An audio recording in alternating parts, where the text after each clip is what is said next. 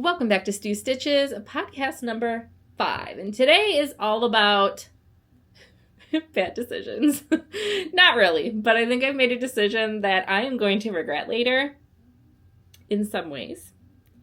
Gift knitting. I shouldn't do it, but I'm going to do it. I'm putting up boundaries for myself that are really bad boundaries, but you know what? We're going to work through it.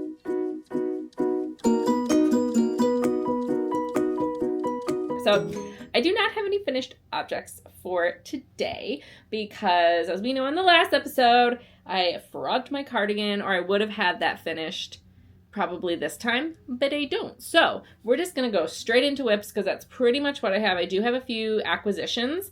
I bought some yarn for some of the whips, and then I have just a few other small things that I got. One I didn't buy, one was gifted, and then just some smaller items. But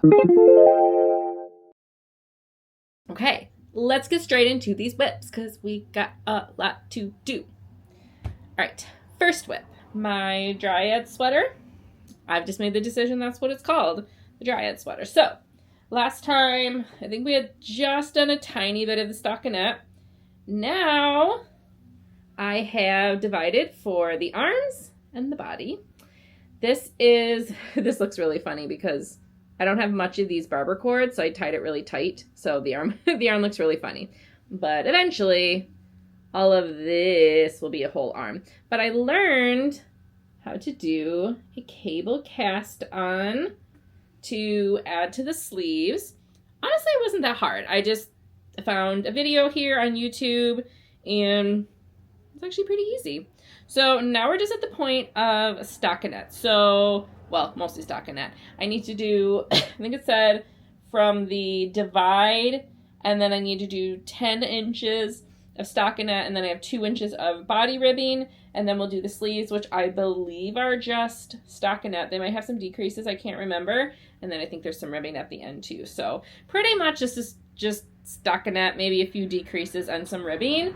So honestly, right now, I'm just kind of, sitting, watching a show, doing some rounds. I've been working on this quite a bit, which is why I got a lot of this done. But now that I have some other whips that I've been working on, this is not quite as a priority. But the make-along that I'm following, I believe December 1st is the last day. So I have October and November to do it, but I definitely want to get it done before that because I have other plans and things that I want to do. But this is so soft and squishy, and I think it's going to be super warm in the winter because, number one, it's worsted weight yarn, and this part here, because of how it's made, it's almost like ribbing, I guess. So it's very thick here. Very, very thick. Although there's holes in it, so I don't know if that's going to make it breezy and not quite as warm. I mean, obviously I got to wear something under it because the holes go like way past the chest area, so we can't just be, I guess you could technically wear a bralette, but that ain't me. No. So that is that. I'm hoping to get it done.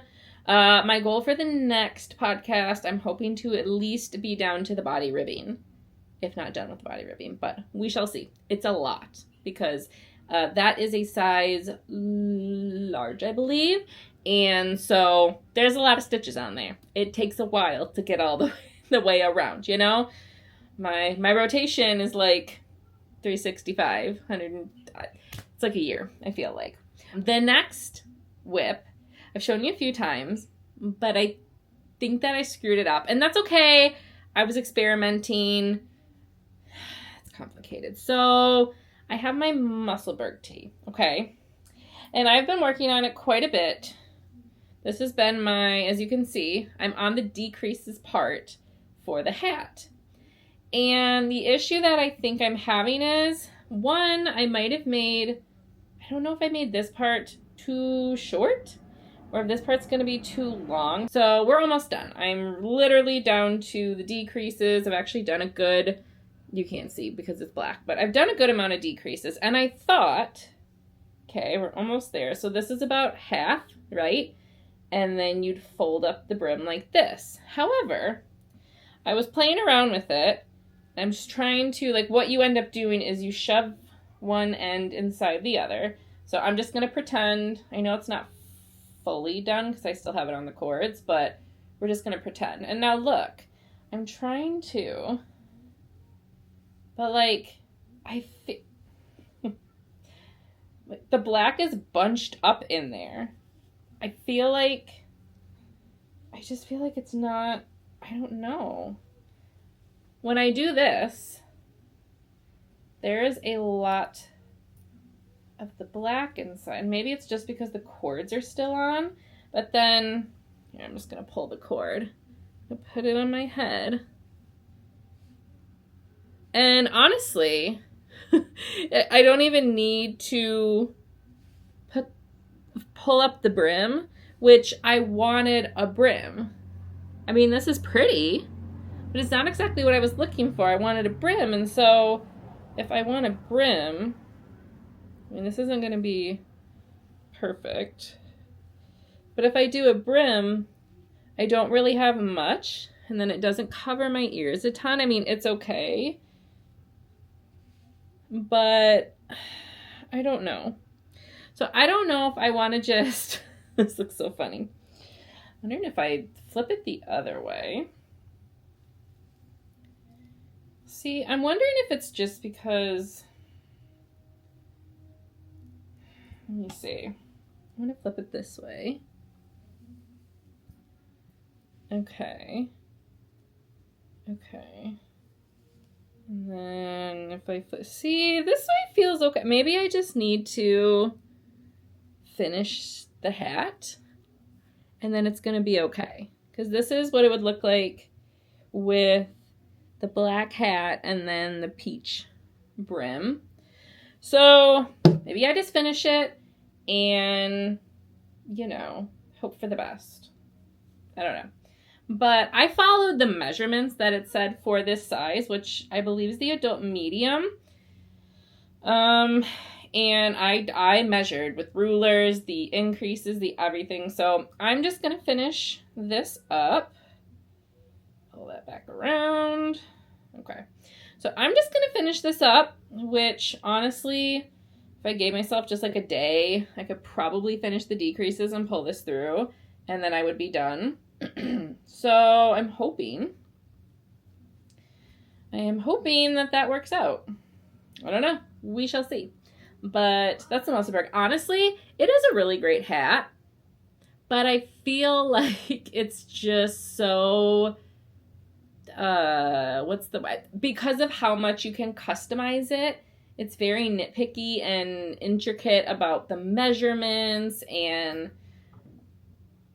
I just lost one of my tip protectors.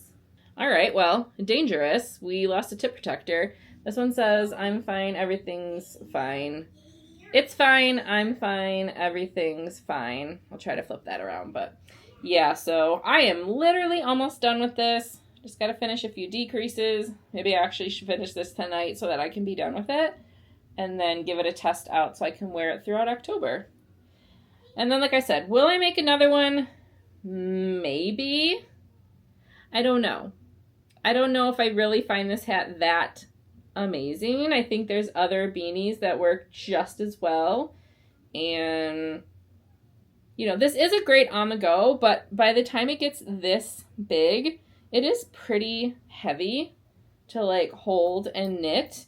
And it's quite a large thing. It's not just like a small, you know, hat that's just the size like of this peach. I don't know. We shall see. I'm going to finish this, try it on. If it works out, I might make another one. We shall see. I don't know. I think it's a really good pattern. It's super easy to customize, but I've made other hats and they're just as great. So I had started the Bumblebee bomber, which I will put a picture over here. This is what I started. So when I frogged my light dyed cardigan, I used that orange yarn and I started making the Bumblebee bomber cardigan. Now I do still want to make that. However, I'm focusing on finishing up these two, and then I have decided, so what I'm saying is I'm putting that on ice because I have decided I'm going to do some holiday gifts. Now, it'd be extremely unlikely that they would see this, but if by chance, very, very small chance, that any of the teachers or teachers' aides of my children, you know who you are, happen to be watching this, again, very unlikely because I don't get many views, but if you are, please stop. I did gift knitting last year. I waited until the last minute and I very much regretted it. I got it done, but it was super stressful. And this year I have set an even bigger goal for myself. Last year I made headbands and hats. Hats for the males, and then I made headbands for the females. So the headbands were pretty small. Didn't really take that long. And in the hats too, honestly, didn't take that long. They were pretty simple. They weren't Musselburgh, anything like that. This year I've decided to up my game a lot, and I'm making scarves. Now, scarves take a much longer time just because there's a lot more to them. But I'm also starting the end of September / beginning of October, so I'm hoping that that gives me enough time. But that is kind of one of my main priorities right now between that and my Dryades Sweater. So, okay, sorry. I had to change. My child needed some help. So, priority now are making these scarves. And that kind of brings me to...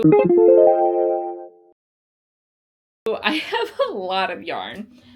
What I at first, I'll even show you.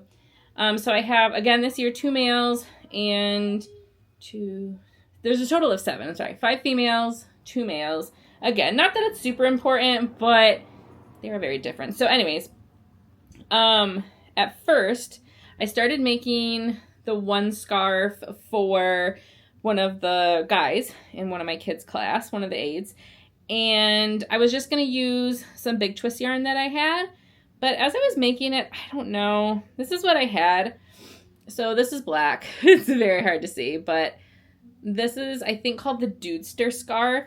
And it's okay. But I just felt that this was drab. I don't even know. The pattern wasn't that great. The pattern looks nice. Maybe it's just the yarn that they use. I just didn't care for this. So then I decided, you know what? I need to go buy yarn for the other people anyways, and so I went to my lovely little Aunt Joanne's and I bought some yarn. So this is the yarn that I'm using for one of the scarves, and I'll show you. This is the brand that I bought for most of them because most of it's just worsted weight. So this is the Heartland Lion brand.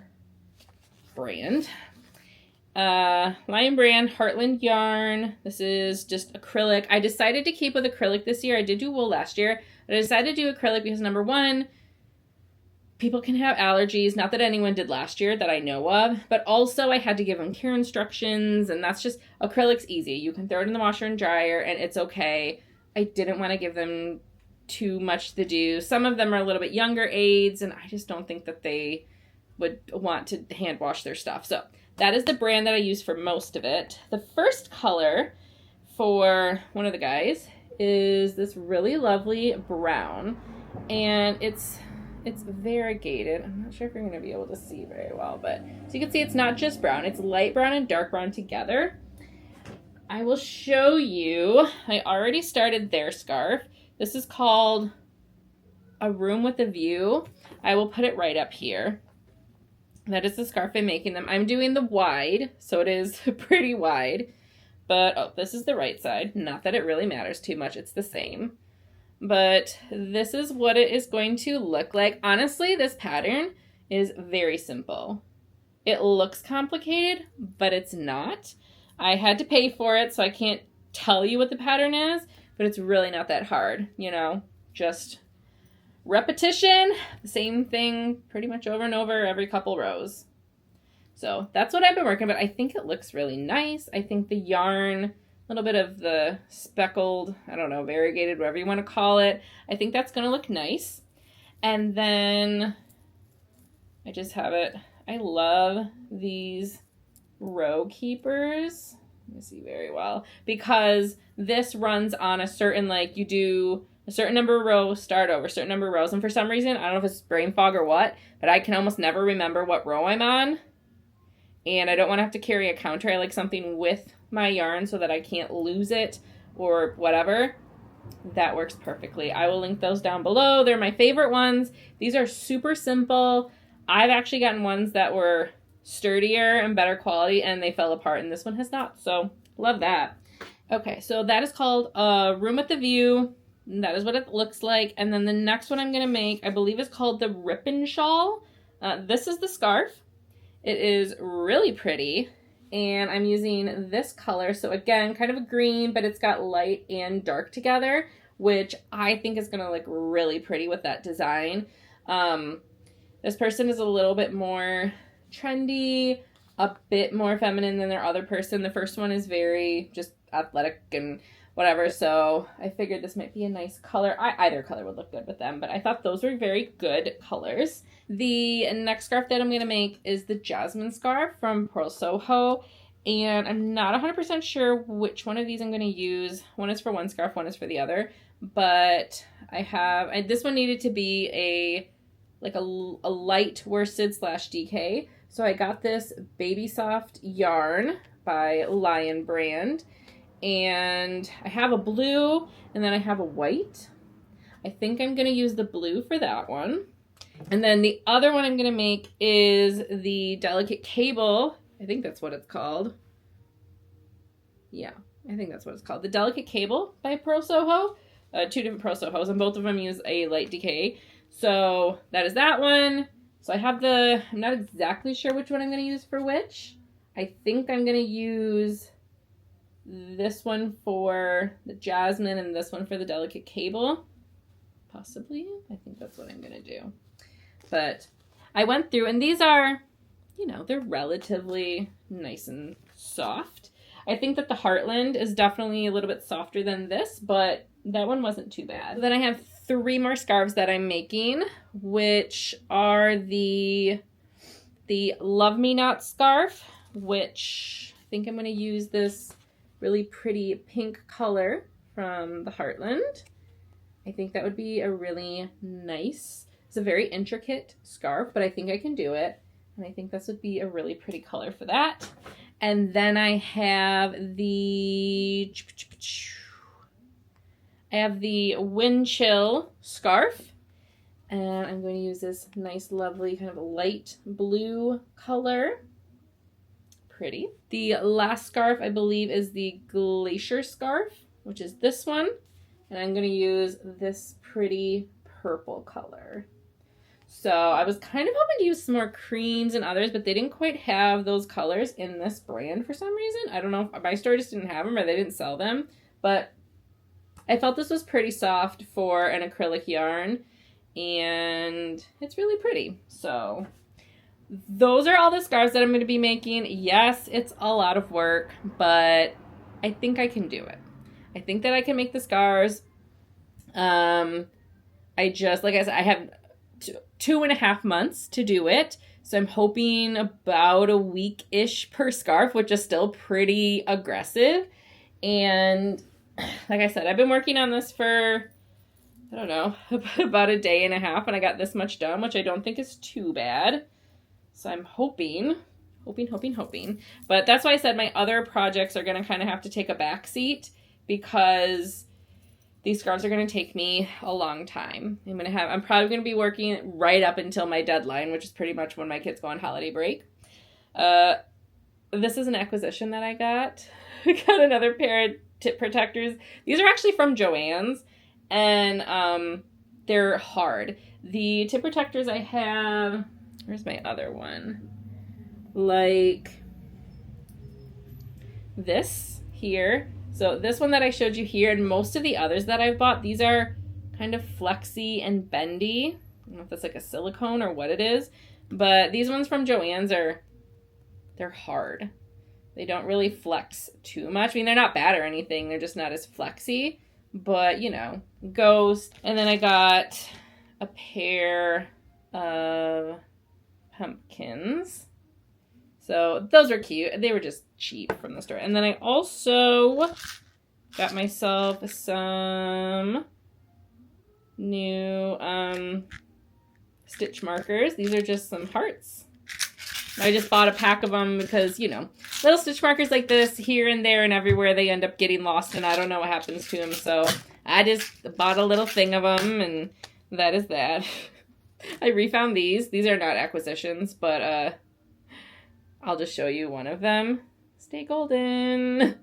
I've had these for a while, so. And then the other thing that I got as an acquisition, technically, is, you've probably all seen this. This is from Darn Good Yarn. But I got this knitting yarn bowl, and it was so cute. One of my kids' teachers, he's had the same teacher now for 2 years in a row. They just moved up with the teacher.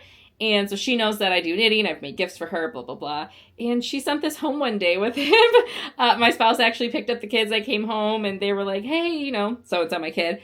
Go ahead and show Baba what you got from the teacher as a gift and for me. And so they gave me this yarn bowl. Here, I can move this so you can actually see what it looks like without yarn in it. But so it's just a regular yarn bowl. It's actually come in handy because this yarn that I'm using for my Dryades sweater is brushed yarn, and it's kind of, sometimes it's a little bit stuck when pulling. So this right here gives just enough resistance so that it comes out easily, and I could just set it down on my counter. So it actually comes in handy. I don't normally use a yarn bowl much, but I've found it pretty handy since then. So those are what I'm working on right now.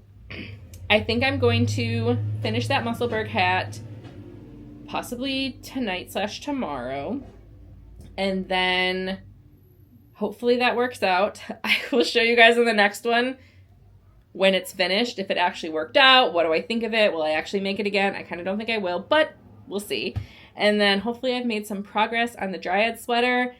I'm hoping to be down to the ribbing, but again, I have a lot of scarves that I need to work on. However, I still feel like I need to work on things here and there otherwise, because if I just go ham and just do scarf all the way, I feel like I'm going to get so bored of doing it that I think I still need to kind of work back and forth on other things, even if just small breaks of it. I think that is everything for this week. Those are all the things I'm working on. I have a lot of things that I'm doing, and you know what? That's okay. Wish me good luck that I get these scarves made and done, and I'm not absolutely losing my mind, chicken with the head cut off sort of thing towards, you know, December. It's going to hit December 1st, and I'll just be like, I need to do 5 scarves in a week, but which is not going to happen. I'm going to try my best. Cross my fingers. I'm giving myself a lot of time. We shall see. I think I've asked this before, but do you guys gift knit? I told myself I wasn't going to do it this year because I know how stressful it can be, but I don't know. I find that when I knit somebody something, I put so much of my love into it, and I'm so proud of it. Even if I don't know that they really like and enjoy it, I find that I feel like I'm giving them something really nice. And I know I don't have to get my children's teachers or their aides anything for the holidays, but they work so hard and are so wonderful with my children. You know, side note, I was very nervous about putting my kids in a school, not homeschooling them, you know, putting them in a school. They do go to public school, but that's not the point. It's not whether it's public or private or whatever. I was just very nervous because I see all over YouTube, TikTok, all these other places that all of the teachers are quitting. You know, they can't do a good job. The kids aren't doing well in school. I see so much negativity towards the school system. And I'm not saying that I'm not going to eventually homeschool my kids. I might, because there's other reasons behind that, which has nothing to do with knitting. But I was really nervous. However, at the time, I was not able to homeschool the kids. It just did not fit into our lives. So last year was their first year in school. So it was a pre-K3 and kindergarten. And I think we just got really lucky. My pre-K3, his teacher and their aides were just so amazing. My pre-K, who's still pre-K4 now, they don't really have any special needs or anything. They do some speech, but nothing too bad. And, or I mean, nothing like too severe. But still, their teachers were great. They had a lot of fun. They learned a lot. But I was really impressed with my kindergartner's teacher, because who's now first grader, is autistic. And we had to really fight to get them into a certain school. They wanted us to put them in another one, which was not in a good area. and I did not want them going there. I didn't want either of my child going there, so we got them moved to a different one. And this teacher and the class has been amazing. I could just say so many positive things about them. After this year, if they don't have this teacher, which I don't think they will, I'm going to be so sad if we do decide to keep them in the school.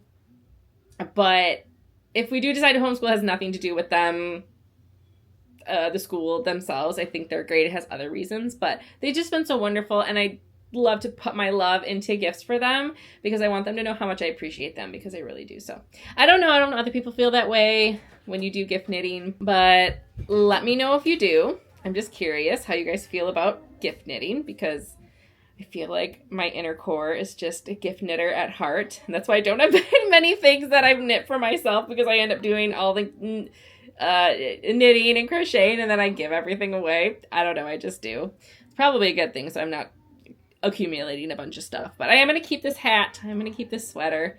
I'm trying to get some things for myself so I can actually show what I do. Yeah? Okay. All right, enough yabbing. Thank you so much for watching. As always, down below, let me know, what are you working on? What are you doing? Are you gift knitting? Are you not gift knitting? You're working on a sweater. What are you doing? What are you making? And do you use tip protectors? I talk about that on my TikTok. Anyways, thank you so much for watching. As always, remember to subscribe, hit the bell, and I will see you guys in the next one. Bye.